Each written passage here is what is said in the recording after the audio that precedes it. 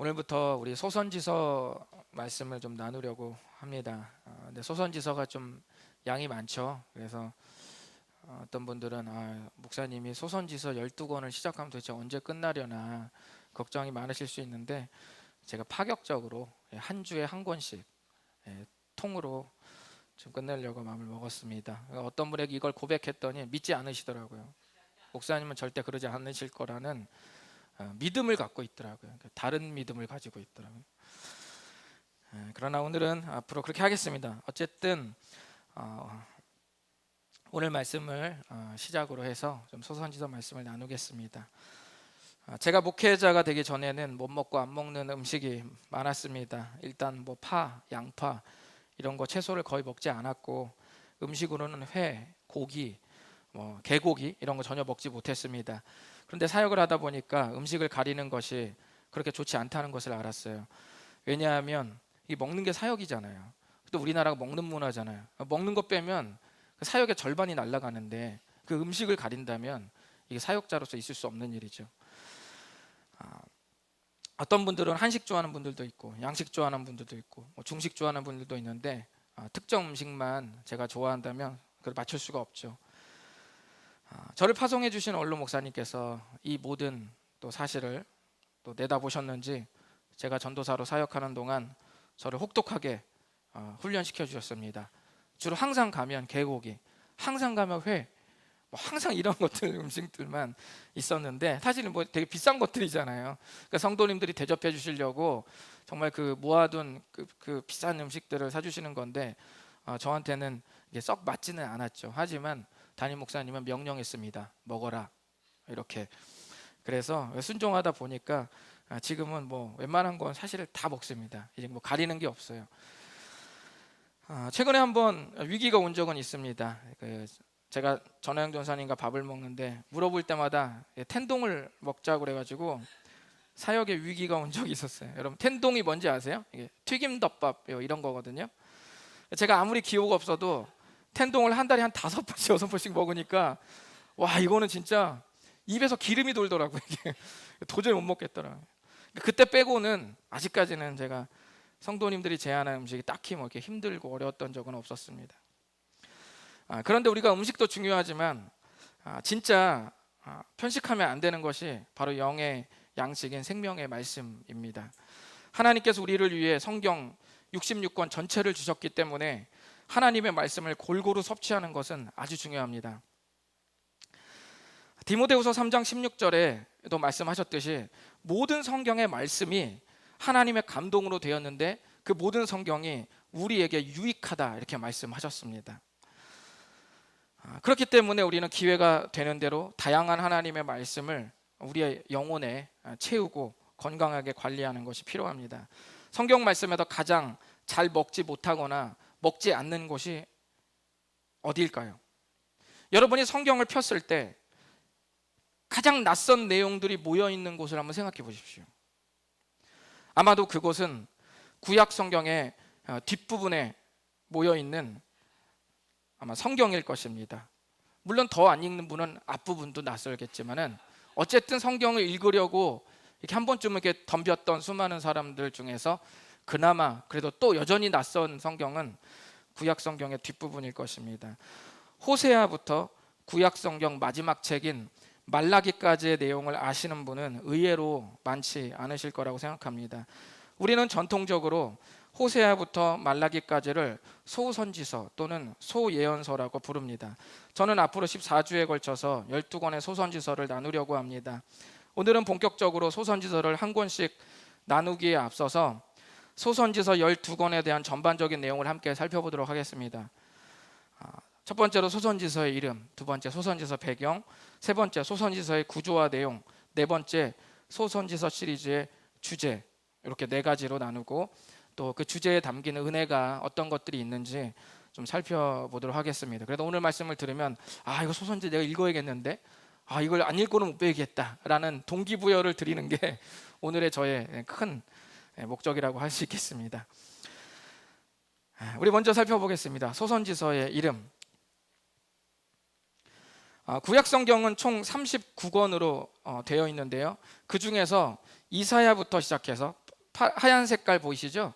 맨 위에 보면 좀 작긴 한데 이사야부터 시작해서 마지막 말라기까지 17권을 그냥 선지서라고 부릅니다.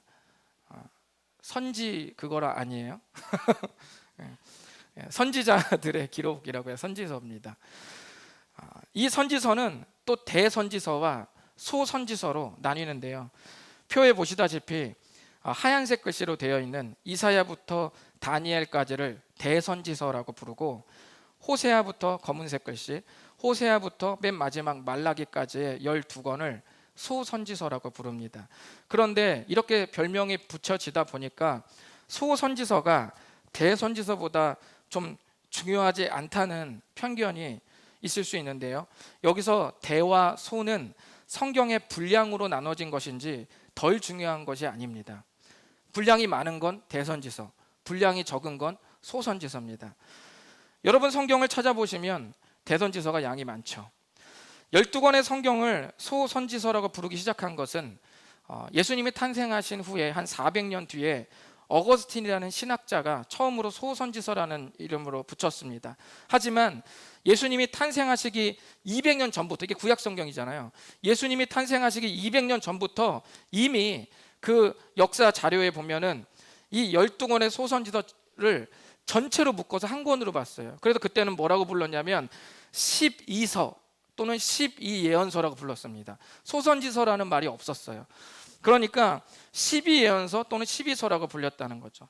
이렇게 불려진 이름이 암시하는 중요한 점이 한 가지 있습니다. 그것은 소선지서 12권이 각각의 주제를 가지고 있으면서도 동시에 12권이 한 권처럼 꿰어지는 주제가 또 있다는 말씀입니다.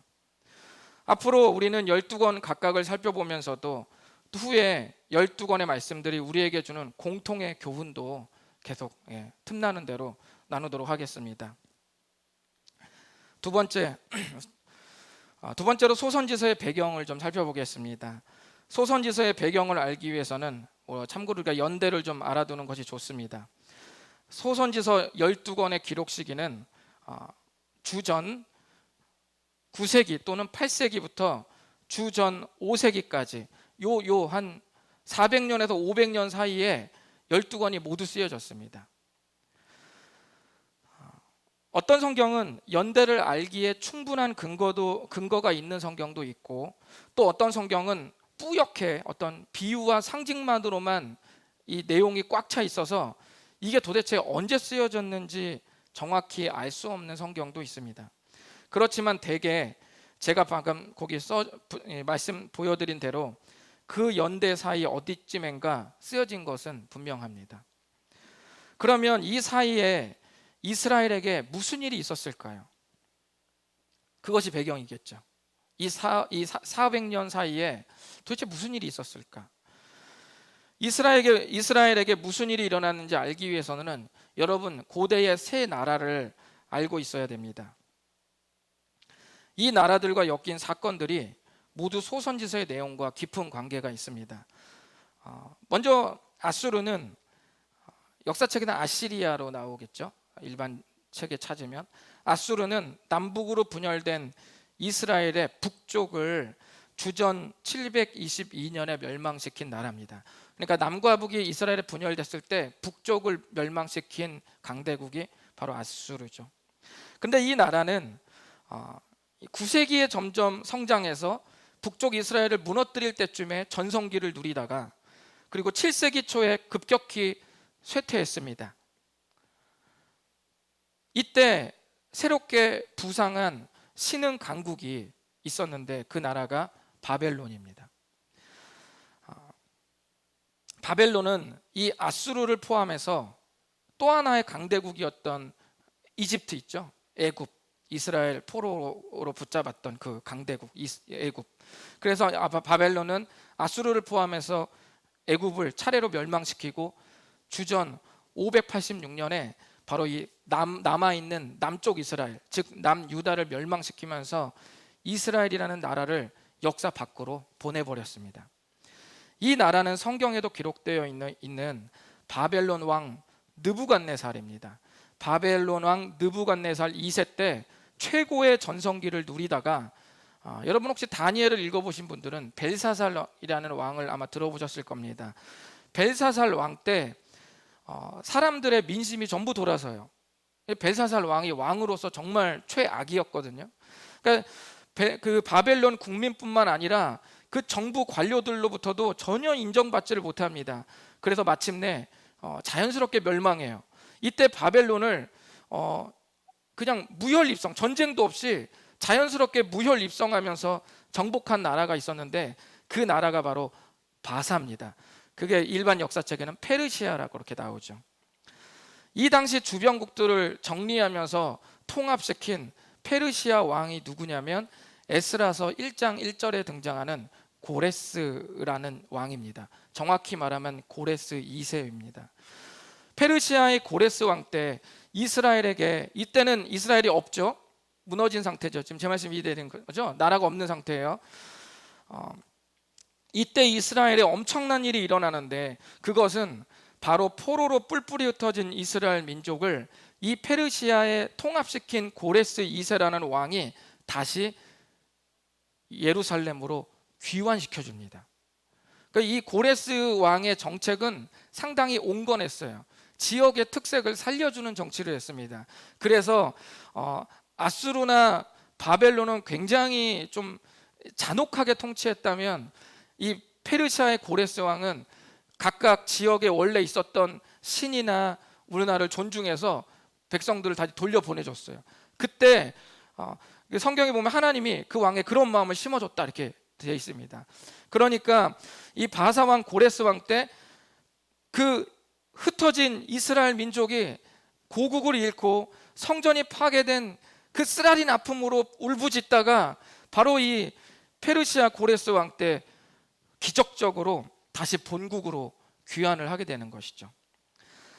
바로 이때 이루어진 포로 귀환을 1차 포로 귀환이라고 말합니다. 이때로부터 한 80년이 지나서 2차 포로 귀환이 일어나고, 그리고 마지막 한 14년, 13년 정도가 또 지나서 마지막 여러분이 아시는 느헤미야 있죠.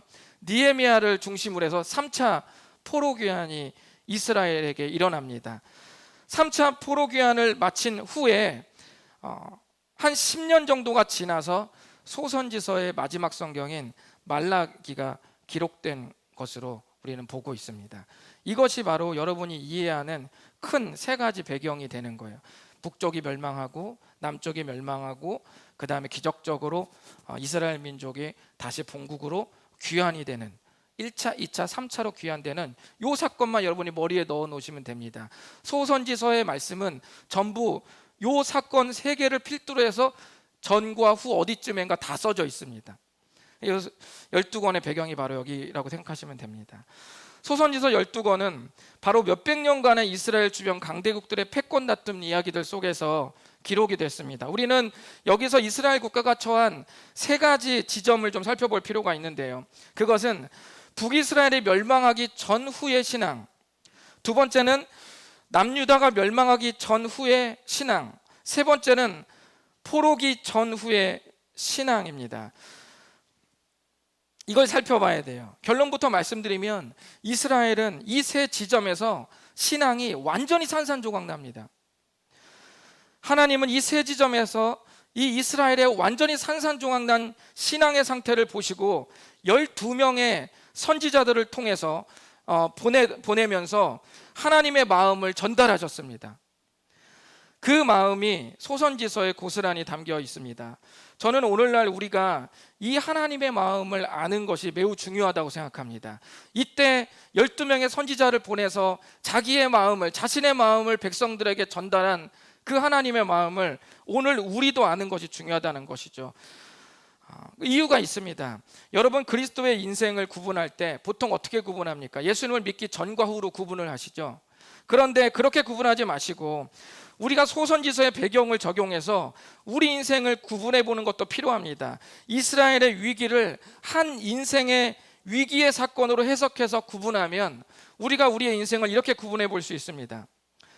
첫 번째는 위기를 당했을 때의 나의 신앙, 두 번째는 위기의 과정을 지나고 있는 동안의 나의 신앙, 그리고 마지막 세 번째는 위기가 해결되고 난 후의 나의 신앙, 이 세 가지로 우리를 살펴볼 수 있다는 것이죠. 이 세 지점에서 우리가 무엇을 나의 힘으로 여기고 이 세 지점에서 무엇을 나의 안전으로 여기는지를 점검해 보는 것이 아주 중요합니다. 소선지서의 배경은 우리로 하여금 바로 이 세 지점을 통해서 스스로 돌아보도록 그렇게 만들어줍니다. 세 번째로 소선지서의 구조와 좀 내용을 살펴보도록 하겠습니다. 과거 믿음의 선조들은 소선지서 12권을 각각 독자적인 성경 말씀을 읽기도 했지만 전체를 하나의 또 주제로 또 말씀으로 간주하고 읽기도 했다고 제가 말씀드렸습니다. 그래서 제가 소선지서 이름을 설명해 드릴 때 옛날 자료에는 소선지서라고 되어 있지 않고 12서 또는 12예언서라고 불렸다고 말씀드렸습니다. 그럼 전체를 하나로 봤을 때 소선지서는 우리에게 어떤 내용을 전달해 줄까요? 구약 성경에 보면 이 구약을 기록한 사람들이 빈번하게 사용한 구조가 있는데 그것이 뭐냐면 그 대칭 구조입니다. 이게 어떤 거냐면 이런 식이에요. 그러니까 어떤 이야기를 쭉 쓸 때 그 가운데 C 있죠, C가 진짜 제일 중요한 거라고 생각해 본다면 앞 뒤로 짝을 이루게 만드는 거예요. C를 중심으로 해서 C 다음에 나오는 이야기와 C 전에 있던 이야기를 짝을 이루게 만들고, 그리고 제일 처음에 하는 말과 맨 마지막에 하는 말을 또 짝을 이루게 만드는 겁니다. 구약 성경에 이 성경을 적었던 저자들이 이 구조를 아주 많이 썼습니다. 그래서 성경에 굉장히 많이 나옵니다. 그래도 여러분이 이해가 안 되신다면 제가 한번 예를 들어 볼게요. 오늘 화창한 날씨를 아침에 일어났더니 화창한 날씨인데 내 마음이 우울해요. 그렇게 하루를 시작했는데 어떤 사람을 만나서 그 우울한 마음이 다시 기쁘고 감사하게 되었다고 치시죠. 그리고 그날 저녁부터 갑자기 먹구름이 끼었지만 마음은 오히려 기쁘고 감사했다는 맥락으로 우리가 긴 글을 썼다고 한번 생각해 봅시다. 그러면 우리가 이 구조대로 말하면 이렇게 되는 겁니다. 그렇게 되면 이제 한 사람과의 만남이 제일 중요한 게 되는 거고, 위에는 뭐가 되죠? 날씨와 감정, 아래에 날씨와 감정. 이해되시죠? 이런 식으로 구약 성경을 이렇게 기록했다는 것이죠. 자, 이런 구조를 어떤 사람이 이렇게 의도하고 썼을 때 고대 히브리인들의 사고에서 가장 핵심 메시지는 바로 그 중간에 있는 것이라는 말입니다. 그렇게 소선지서의 내용을 보면 다음과 같습니다. 소선지서 각각의 말씀의 내용들이 서로 짝을 이루고 있습니다. 예를 들면 여러분 미가서에 바로 위에 보면 요나가 있죠. 요나가 니느웨에 대한 관한 말씀이거든요. 그 니느웨는 아수르 수도예요. 그런데 미가 다음에 나오는 나훔이 니느웨에 대한 말씀이에요. 그게 재밌죠. 그 위로 올라가면 오바댜는 에돔을 통해서 공의의 하나님을 드러내기를 원하시는데, 나훔 다음에 보면 하박국이 있죠. 하박국은 뭐예요? 하나님께 계속 질문하는 선지자잖아요. 왜 하나님의 정의가 아직도 이렇습니까? 왜 저런 그 이스라엘보다도 더 악랄한 바벨론이라는 민족을 통해서 왜 우리를 심판하려고 합니까? 심판받으려면 저 사람이 1번인데 왜 저 민족 우리입니까? 그러니까 계속 하나님의 공의와 정의에 대해서 계속 질문해요. 근데 하박국의 주제도 다시 공의의 하나님이에요. 서로 맞죠. 그리고 제일 첫 번째 보면 호세아 보면 하나님의 사랑, 고멜 아시죠? 호세와 결혼한 고멜. 우리 옛날 찬송 가사도 뭐 음탕한 저 고멜 뭐 어쩌고 이런 거 있었잖아요. 그러니까 그 고멜 계속 바람 피고 남편이 설득해서 데려오면 또 다른 남자랑 만나고 있고 계속 설득하는 그런 이야기를 앞장에 배치하면서 호세아 전체에서는 하나님의 사랑, 내가 너희들을 그렇게 사랑한다, 포기하지 않는다라는 걸 보여주려 하나님의 사랑을 보여주는데, 말라기에 보면은 하나님의 언약을 하나님이 회복시키고 내가 너희들을 사랑한다는 메시지가 또 있어요. 그러니까 호세아와 말라기가 또 손을 맞잡고 있죠. 이렇게 예를 들면은 제가 말씀드린 것처럼 서로 다 이렇게 대칭 구조로 되어 있습니다. 그래서 이 12권의 성경이 각각의 주제가 있긴 하지만 그런 12권을 또 합치면 또 이런 구조로, 대칭 구조로 해서 아주 중요한 메시지가 미가서에 담겨지게 되죠. 그래도 김창대 박사님이라는 분은 미가서의 핵심이면서 소선지서의 핵심을 미가서 6장 8절로 그렇게 보고 있습니다. 우리 한번 미가서 6장 8절 읽어보겠습니다. 시작. 사람아, 주께서 선한 것이 무엇임을 내게 보이셨나니 여호와께서 내게 구하시는 것은 오직 정의를 행하며 인자를 사랑하며 겸손하게 내 하나님과 함께 행하는 것이 아니냐. 아멘.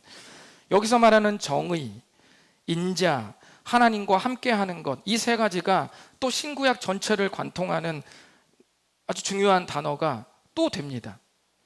이스라엘은 날마다 급변하는 국제 정세 속에서 불안과 초조, 위기가 거듭되고 있었습니다.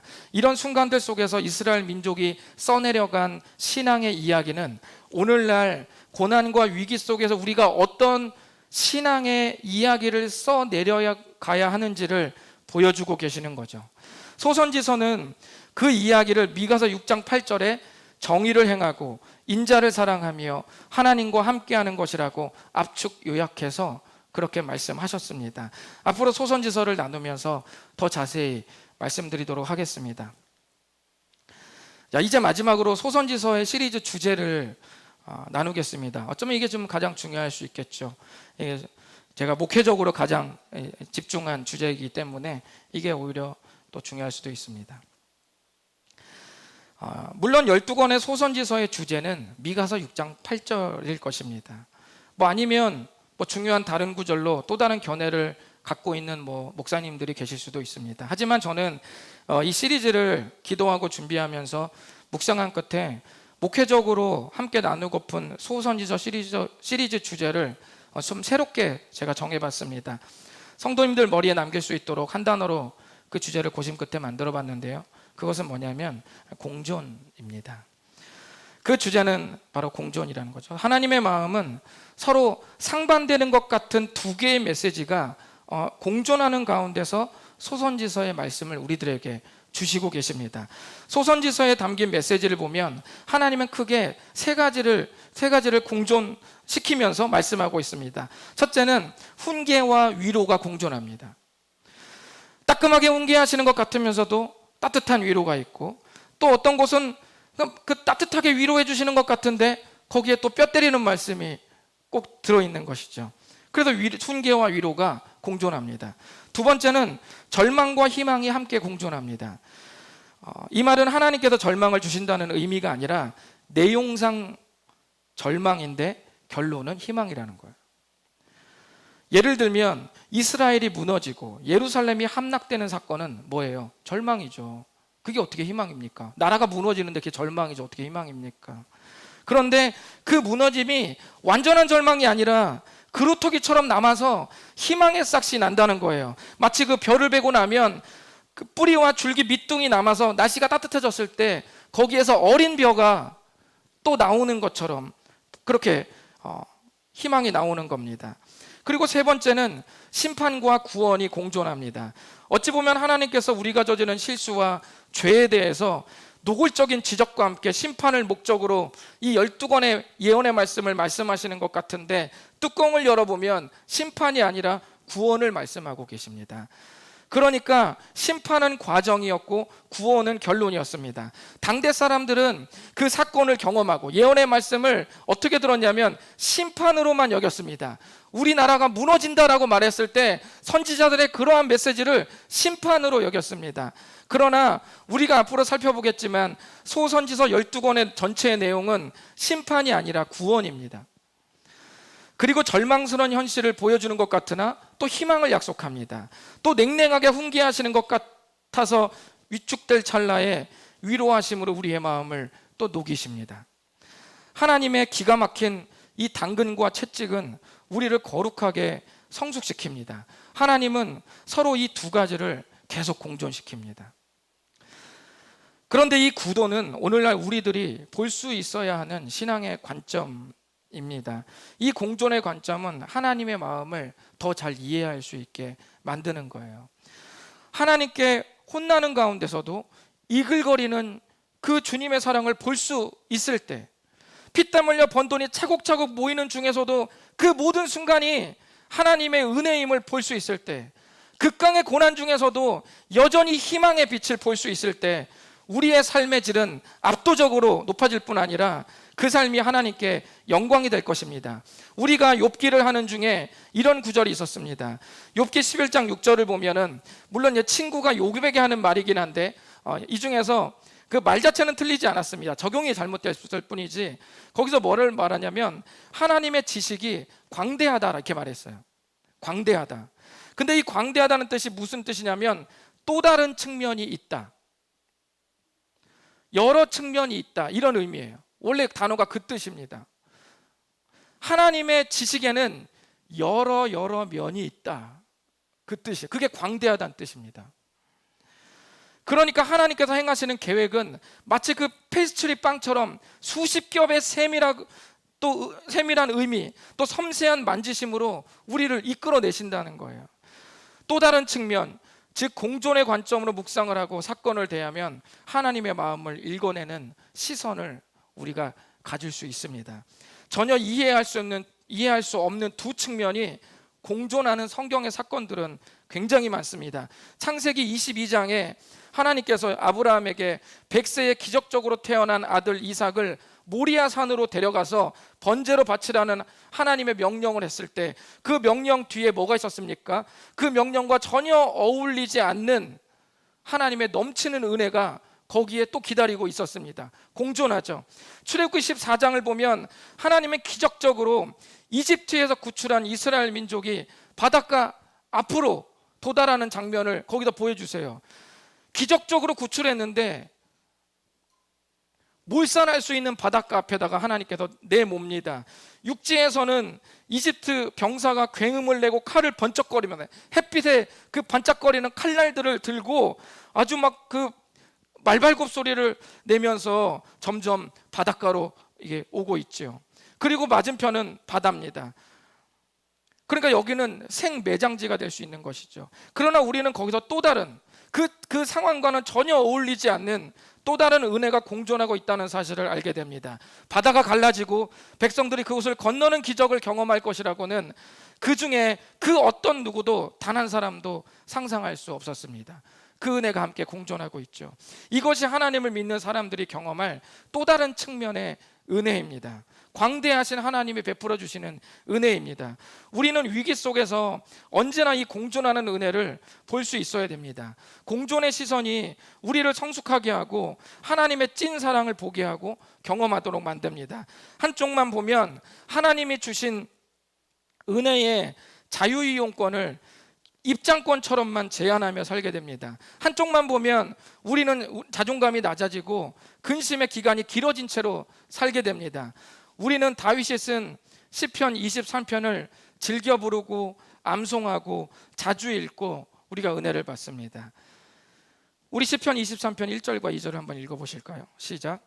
여호와는 나의 목자시니 내게 부족함이 없으리로다. 그가 나를 푸른 풀밭에 누이시며 쉴만한 물가로 인도하시는도다. 아멘. 여러분은 이 구절을 읽으면서, 우리는 그동안 이 구절을 수없이 읽으면서, 그래요 주님, 저는 주님의 양입니다. 저를 푸른 초장으로 안내해 주십시오. 쉴만한 물가로 저를 좀 인도해 주십시오.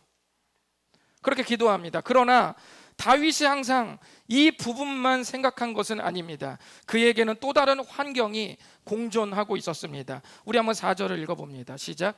내가 사망의 음침한 골짜기로 다닐지라도 해를 두려워하지 않을 것은 주께서 나와 함께 하심이라. 주의 지팡이와 막대기가 나를 안위하시나이다. 아멘. 다윗의 안정감은 주께서 자신과 함께 하시는 것이었습니다. 신앙을 푸른 초장이라는 한 환경에서만 한다고 생각할 때, 그렇게 가정할 때 우리는 문제가 생깁니다. 공존을 여러분 생각해야 됩니다. 다윗은 또 다른 인생의 측면, 즉 사망의 음침한 골짜기를 경험하죠. 그리고 그 속에서 주의 지팡이와 막대기를 경험하면서 하나님의 함께 하심을 느꼈습니다. 두 측면에서 역사하시는 하나님의 마음을 느꼈을 때 어쩌면 다윗에게 푸른 초장과 음침한 골짜기는 새롭게 정의되었을 것입니다. 환경이 푸른 초장이어도 주님과 함께 한다는 생각을 잊는다면 그 순간이 사망의 음침한 골짜기이지 않았을까요? 반대로 사망의 음침한 골짜기여도 주님과 함께하는 그곳을 지나가고 있음을 느낄 때 그 순간이 푸른 초장이 되지는 않았을까요? 우리가 고민해 볼 말씀입니다. 지금까지 우리는 소선지서를 본격적으로 나누기 전에 알아두면 좋을 만한 전반적인 내용을 우리가 하나 살펴보았습니다. 누가복음 10장 3절을 보면 70명의 제자들을 세워서 예수님이 복음을 전하라고 보내십니다. 그런데 이런 말씀을 하세요. 갈지어다 내가 너희를 보냄이 어린 양을 이리 가운데 보냄과 같도다.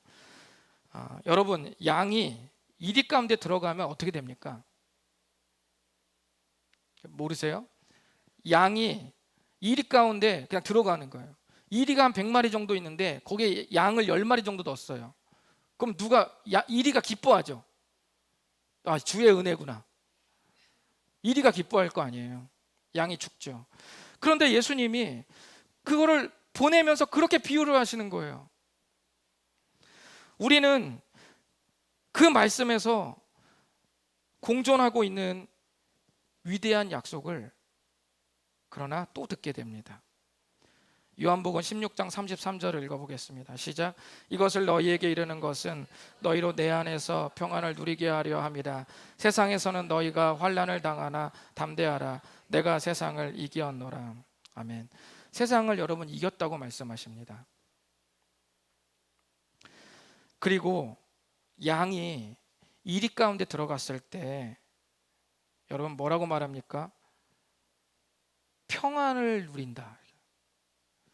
양 100마리 틈바구니 속에 의리가 100마리인데 양이 그 안에 들어갔을 때 양이 평안을 만약에 누린다면, 그럴 수는 없잖아요.